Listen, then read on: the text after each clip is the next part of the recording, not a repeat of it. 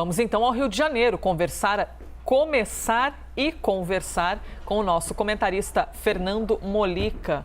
Bom dia, Mollica. Nossa, o tempo está fechado aí no Rio, é isso mesmo? Geralmente está mais claro aí atrás, hein? Pois é, hoje está meio escurinho, está meio nublado. Bom dia a todos, bom dia, Elisa. Está meio escurinho, mas fica bonito, o Rio continua lindo, sempre. Que seja um dia alegre, independentemente da cor da nuvem.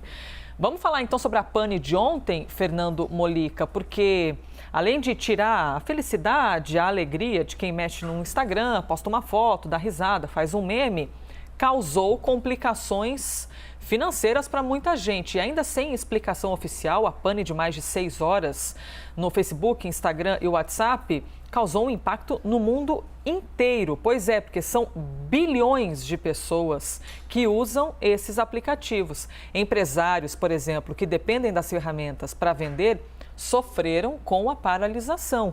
As ações do Facebook também tiveram uma queda de quase 5%.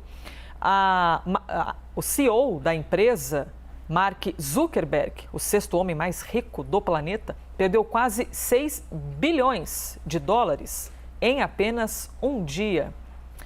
Fernando Mollica, pergunta bem direta, hein? No mundo de hoje, com essas relações cada vez mais digitais, principalmente em tempos de pandemia, a gente consegue viver sem esses aplicativos? Tem a questão financeira, bom, que a gente estava ouvindo aqui no jornal, né, que seja quem vende marmita, que perdeu milhares de reais em um dia de trabalho. Mas as questões também interpessoais, né? Um pane no sistema é capaz de causar um barulho imenso, hein? A gente vai se acostumando com as facilidades da modernidade, isso ao longo dos tempos, né? Ao longo das décadas, dos séculos. Né? Você começa a se acostumar em determinado momento, há 500 anos, os portugueses se acostumaram com as caravelas. Depois vieram os navios mais modernos, os aviões, as estradas asfaltadas, os carros. Tudo isso são facilidades que a gente vai se acostumando na vida moderna e fica difícil viver sem isso. Gerações anteriores às nossas, tinham dificuldades quando faltava um problema, quando havia um problema grave que impedia, por exemplo, a circulação de carros. Quando houve o atentado de 11 de setembro, os aviões ficaram sem voar. Né? Então, esse troço faz parte da lógica, esses defeitos, esses bugs fazem parte da lógica de qualquer problema. A diferença hoje é a questão da escala, a escala internacional. Antigamente, aqui no Rio, o telefone parava de funcionar e você ligava para a CTB ou para a Telerge, reclamava, olha, caiu aqui o telefone aqui de casa, tinha que ligar do vizinho, né? Então ligar de um outro número que é da tua casa não está funcionando. Aí vinha uma explicação, não, o tronco aí de Piedade, do Meier, o tronco não está funcionando, houve um acidente de carro. Agora não, a escala é internacional. Aí você não vai ligar lá para o Facebook, sei lá onde, qual é o número que ninguém vai te atender. Olha, aqui no Brasil, não dá. A gente perde, vira um negócio meio de Deus, né? Algo meio invisível, onisciente, onipotente, onipresente. Então, isso afeta muito mais a vida moderna, porque tudo hoje tem escala global. Por exemplo, a pandemia. Antigamente você tinha epidemias localizadas em determinados países, em determinadas regiões. Agora é uma questão internacional. Agora, tem um outro ponto também importante, a questão comercial. E muitas pessoas passaram a adotar Facebook, WhatsApp por conta própria, né? Não assinaram nenhum contrato com essas empresas para utilizar aqueles serviços, mas são dependentes daqueles serviços. Agora é uma questão maior, uma questão política até, da dependência que países, que sociedades têm das comunicações. Comunicações hoje que são controladas por empresas privadas, que ficam em lugar algum. Fica ali nos Estados Unidos, ali, Vale do Silício e tal, mas e aí? Com quem você fala? Qual é a tua segurança em relação a isso? Então é importante, claro, a gente não vai desinventar a roda, a gente não vai desinventar o WhatsApp. Agora a gente precisa ter mecanismos alternativos. É como, sei lá, você tem aquela estrada principal, mas você tem que ter uma estrada alternativa. Cada vez mais, um incidente como esse de ontem revela a necessidade da gente ter redes alternativas. Quanto mais redes, melhor. Para a segurança de todos nós, segurança dos nossos negócios, seguranças das nossas vidas e seguranças da sociedade. Aquela velha historinha, né? Não coloca todos os ovos num cesto só. Elisa.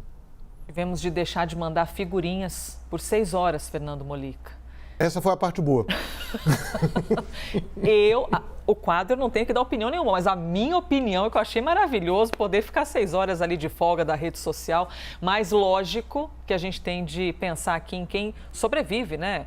Por meio de uma rede social, um WhatsApp, um pequeno empreendedor, empresário que vive das vendas por meio de uma rede social, de um aplicativo. Bom, vamos falar agora sobre uma outra questão. A Procuradoria-Geral da República instaurou uma notícia de fato para apurar as offshores que o ministro da Economia, Paulo Guedes, e o presidente do Banco Central, Roberto Campos Neto, possuem para investimentos privados. A existência dessas empresas, é importante lembrar, não é ilegal desde que declarada ao fisco e ao Banco Central.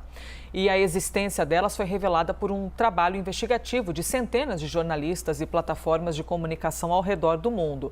Por meio de nota, Guedes e Campos Neto afirmaram que suas contas no exterior foram declaradas e aprovadas por órgãos competentes quando ambos ingressaram em cargos federais.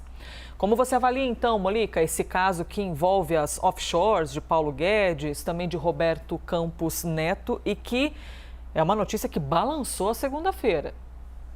Olha, primeiro uma informação, eu tinha conversado com o senador Otto Alencar, que é o presidente da Comissão de Assuntos Econômicos do Senado. Ele disse que havia a possibilidade aí de se chamar o Paulo Guedes para depor nessa comissão, e foi apresentado um requerimento não por parte dele, mas por parte do senador Alessandro Vieira, com quem eu também troquei mensagens ontem à noite, quando o WhatsApp voltou, e ele confirmou que pediu para que o Paulo Guedes seja convocado à Comissão de Assuntos Econômicos do Senado para explicar essa situação. Isso deve ser, esse requerimento do senador Alessandro Vieira, deverá ser analisado ainda hoje. Tem uma questão que é fundamental. A legislação, como você frisou, permite que brasileiros tenham contas no exterior. Isso não é impedido, isso não é proibido, desde que essas contas sejam declaradas, o que os dois fizeram. O problema é outro, é porque tem o Código de Conduta da Alta Administração Federal proíbe que funcionários aí de alto escalão tenham aplicações financeiras no Brasil ou no exterior que possam ser afetadas por atitudes deles, por decisões deles. Então, assim, o ministro da Fazenda tem poder, suas declarações podem fazer o câmbio subir ou descer, a bolsa cair ou descer, isso pode influenciar no comportamento do mercado. Então, por isso que nesses casos sempre se recomenda que essas autoridades não manejem seus recursos, que elas deleguem a administração desses recursos, seja no Brasil, seja no exterior, a fundos de investimentos, despersonalizem. E até agora o Paulo Guedes não disse se fez isso ou se não fez. Então isso é uma questão. E a gente, só para lembrar que há pouco tempo teve uma proposta de reforma tributária apresentada no Congresso Nacional que previa a taxação desses investimentos no exterior. E o Paulo Guedes foi contra essa taxação. Então, essa é a grande questão delicada e o Paulo Guedes tem que explicar se ele vem depositando novos recursos nessas contas ou não e se ele efetivamente continua a administrar pessoalmente esses valores. Elisa. Vamos em frente, então. O próximo tema aqui do Liberdade de Opinião: o Supremo Tribunal Federal deve decidir ainda nesta semana se volta a liberar showmícios para as eleições do ano que vem. Os partidos PT, PSB e PSOL ajuizaram uma ação no STF já há algum tempo, em 2018, contra a proibição dos comícios apoiados por artistas. As siglas pedem uma flexibilização da lei para que sejam liberadas apresentações de graça, sem o pagamento de cachê aos artistas. O ponto central desse julgamento, que está agendado para amanhã, será se a proibição viola liberdades individuais garantidas pela Constituição. Fernando Molica, qual a sua opinião a respeito, então, desses showmícios, né? Quando os artistas sobem ali no carro de som, sobem no caminhão e fazem não só um show, mas também falam algumas palavras em apoio aos candidatos. Isso deveria ser liberado? O problema seria pagar um cachê para que o artista vá? Como é que você avalia isso? Olha, a gente tem a mania no Brasil, às vezes, de regulamentar coisa demais, né? Eu lembro lá na eleição de 82, eleição de governadores em 82, a primeira eleição ainda durante a ditadura, né? Que aí muitos artistas, principalmente de oposição, subiam nos palanques, cantavam. Aí depois isso meio na campanha das diretas, isso foi aumentando e isso foi ganhando dimensões mais profissionais. De início eram participações voluntárias, os artistas iam lá, cantavam uma música, cantavam duas, depois foi virando superprodução, isso começou a afetar custo de campanha e aí houve essa proibição. Mas é um negócio meio esquisito, sei lá, o Chico Buarque, né, que costuma apoiar candidaturas mais à esquerda, né, costuma dar apoio ao PT, ele volta e meia aparece em comícios do PT, mas ele não pode cantar, quer dizer, ele pode falar, mas não pode cantar. Também tem artistas sertanejos, né, uma boa parte apoia o presidente Jair Bolsonaro, quer dizer, o sujeito pode ir lá, pode falar, mas não pode cantar. Ah, mas isso envolve custo. Bem, desde que esse custo seja declarado na campanha eleitoral, se pagou cachê, se você pode contratar luz, pode contratar som, pode contratar efeitos visuais, por que você não pode contratar um artista? Ou por que esse artista não pode doar essa participação dele, ser devidamente mensurada e incluir como doação de campanha? Enfim, é um negócio meio esquisito. Pode falar, mas não pode cantar. Pode recitar poema, por exemplo? Isso é showmício. Enfim, é melhor um artista de carne e osso do que a notícia falsa, do que a notícia fake. Né? Vamos deixar um pouquinho esse negócio de regulamentar tudo também, senão fica muito esquisito. Elisa.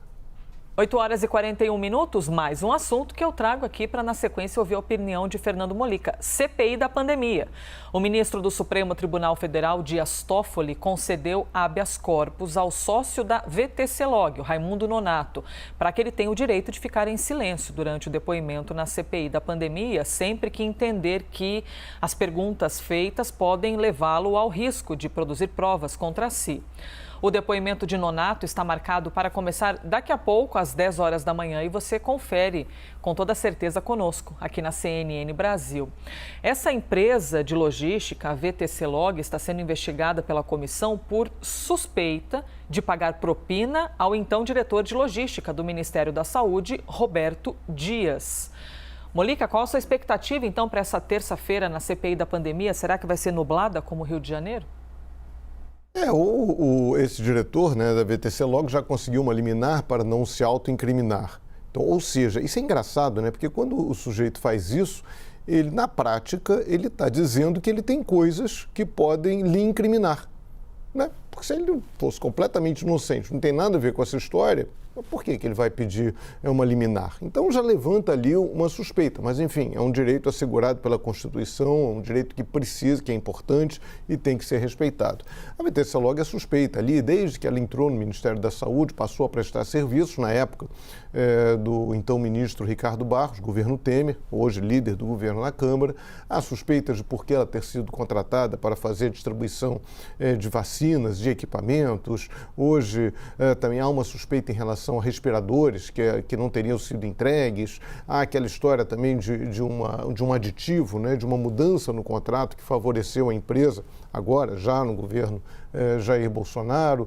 E há aquela história, outra história, é cheia de história, né, do office boy, né, do motoboy que teria feito uma série de saques de alto valor na boca do caixa. Para que isso? Haveria uma suspeita de que esse dinheiro seria para comprar, para dar, para propina para deputados, para parlamentares. São muitas suspeitas. E aí, assim, não é só a empresa. Por que a empresa, se ela fez malfeitos, se ela praticou esses malfeitos, praticou em nome de quem? Com autorização de quem? Quem colocou essa empresa no Ministério da Saúde? Que história foi essa? Enfim, o importante é que a CPI tenha documentos que mostrem essas incongruências, essas supostas incongruências. Isso é mais importante do que o depoimento, que é claro, o sujeito lá, não estou dizendo que ele seja culpado, mas mesmo que ele seja culpado, ele vai dizer, não, roubei sim, foi para dar dinheiro para o deputado tal, para o senador fulano, beltrano, isso ele não vai fazer. O importante é mostrar eventuais incongruências e apostar aí nessa reta final da CPI. Ontem também conversei com integrantes da CPI, tudo indica que essa semana será a última semana de depoimentos. Na quinta-feira, provavelmente, um dos médicos da Prevent Senior acaba a fase de depoimentos. Aí teremos as emoções do relatório do senador Renan Calheiros. Elisa. 8h44 e 5 segundos. Terminamos então pontualmente, porque em 5 segundos eu terei tempo de lhe dizer obrigada por hoje, Fernando Molica, e amanhã a gente se encontra mais uma vez. Eu que agradeço. Bom dia para todo mundo. E não vou para a praia, né? Hoje não vai rolar praia.